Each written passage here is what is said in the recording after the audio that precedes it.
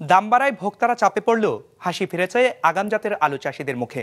এখন মাঠেই তারা প্রতিমন আলুতে দাম পাচ্ছেন ২,০০০ টাকা বেশি। তবে মৌসুমের শুরুতে আরও বেশি ছিল দাম। লাভজনক হয় উচ্ছ্বসিত চাষিরা। দিনাজপুরের হিলি প্রতিনিধি হালিম আল রাজির পাঠানো তথ্য ও ছবিতে desk report. Million offer Walton fridge কিনে পেতে পারেন ২০ লক্ষ টাকা, রয়েছে কোটি কোটি টাকার নিশ্চিত উপহার।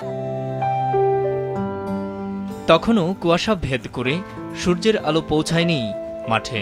সংসারের কাজ গুছিয়ে ততক্ষণে দল বেঁধে ফসল তুলতে নেমে পড়েছেন পুরুষের পাশাপাশি নারীরাও। এ দৃশ্যের দেখা মিলবে উত্তরের সীমান্তবর্তী জেলা দিনাজপুরের হিলিতে।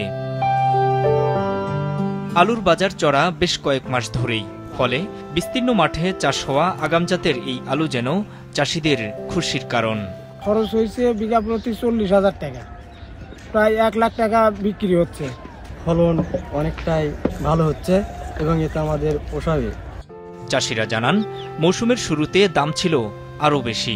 আগে ছিল ২৬০০ টাকা মন, এখন তো ২২০০, ২১০০, ২০০০ টাকা মন চলছে। এখন লাভবান অত লাভ হচ্ছে না, কোনো মতো জীবন মতো বাঁচতে পারে। আলুর বীজ কিনা আছে ১০০ টাকা ৯০ টাকা কেজি, আর সেই আলু এখন বিক্রি হচ্ছে ২,২২০ টাকা মন। কেমন করে পড়তে হবে বলেন? আমরা এখানে আলু কিনে ঢাকাতে বিভিন্ন জায়গায় পাঠাই। এখানে মধ্যস্বত্বভোগীরা যদি ডোমিনেট না করতে পারতো বাজারটাকে, তাহলে মনে হয় কৃষকরা আরো বেশি লাভবান হতে পারতো। জমি থেকে এক বস্তা আলু তুলতে পারলে পারিশ্রমিক মিলে ৭০ টাকা, জানালেন শ্রমজীবীরা। ২ বস্তা ৩ বস্তা করে তুলে ৭০ টাকা ৬০ টাকা করে দেয়। এই লিয়ে যা আমরা সংসারের মধ্যে ঢুকাই। আমরা আলু তুলতেছি, আলু এগুলো হচ্ছে ৭০ টাকা বস্তা, একজন ৪ বস্তা ৫ বস্তা করে তুলতেছি। লক্ষ্যমাত্রা ও ফলন নিয়ে আশাবাদী কৃষি সম্প্রসারণ অধিদপ্তর।